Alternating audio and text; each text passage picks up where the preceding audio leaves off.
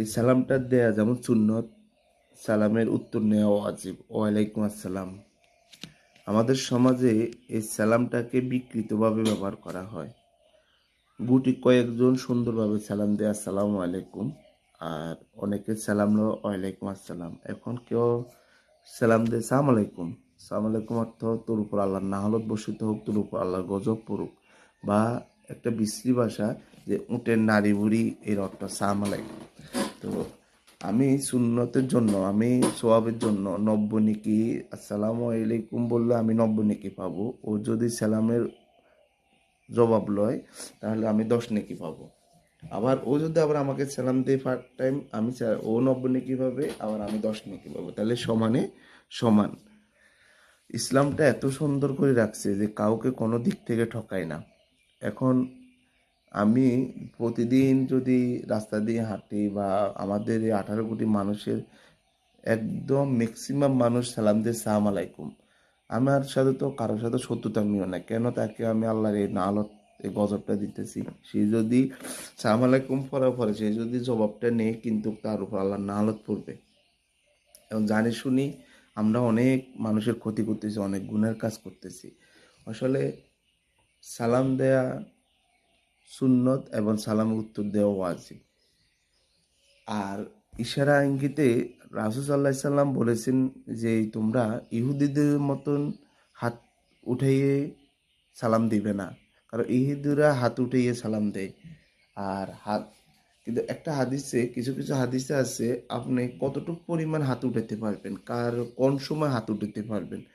যখন আপনি দূরের কোনো মানুষকে কি আপনার দিকে আকৃষ্ট করবেন, ইঙ্গিত করবেন, তখন আপনি আপনার এই যে নাকের ডগার এইখান থেকে হাত উঠিয়ে তাকে ইশারা দিয়ে সুন্দরভাবে আসসালামু আলাইকুম, ইশারা এটাতে বুঝাতে হবে যে আপনি সালাম দিচ্ছেন, ও বুঝবে আপনি তাকে সালাম দিচ্ছেন ওয়ালাইকুম আসসালাম। আর বোবা, যারা কানে শোনে না, যারা বোবা, কথা বলতে পারে না, তাদের সময় আপনি এইভাবে হাতটা উঠাতে পারবেন। আবার এতটুক মানে মাথার উপরে, মানে এই কপালের উপরে হাত উঠান, এটা ইহুদিদের কাজ, এটা বেদুইনদের কাজ।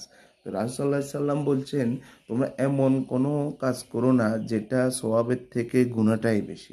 তোমরা ইহুদিদের মতন তোমরা সালাম আদান প্রদান করো না। ইহুদিরা এইভাবে সালাম আদান প্রদান করতো।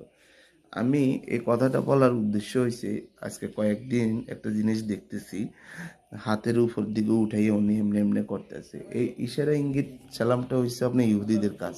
দেখতেছি কি আমরা পথ দিয়ে যাইতেছি, কেউ দেখি আমি এমনি এমনি করতেছি বা এমনি করতেছি, এখন আমি সালাম দিও নাই, সে কিসের উপরে সালাম নিবে?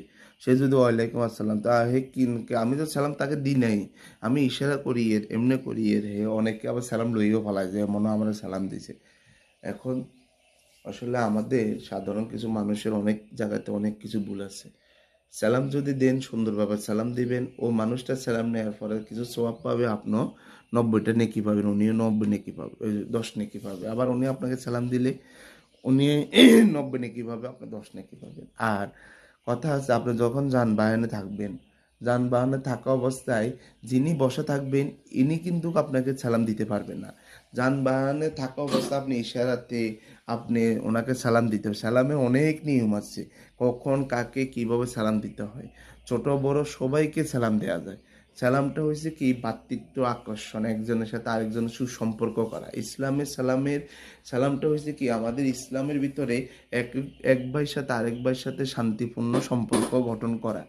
আপনি যখন যাতায়াত করে, বা আপনি গাড়িতে করে, বা মোটর সাইকেল, বা আপনি যে কোনো যানবাহন করে যাইলে কোনো ব্যক্তি যদি বসা থাকে আপনি তাকে সালাম দিতে পারবেন, তাকে ইশারা দিয়ে সালাম দিয়ে যাইতে পারবেন, তখন যায় যাচ্ছে। কিন্তু ইশারাটা হবে আপনার নাকের ডগার নিচে, মানে এখান থেকে এইভাবে আপনার ইশারাটা হবে। আপনি ওইভাবে ইশারা, যখন আপনার মাথার উপরে ইশারা উঠে যাবে তখন এটা ইহুদি বেদুইনদের মতন হয়ে যাবে, কারণ ওরা ওইভাবে সালাম আদান প্রদান করে।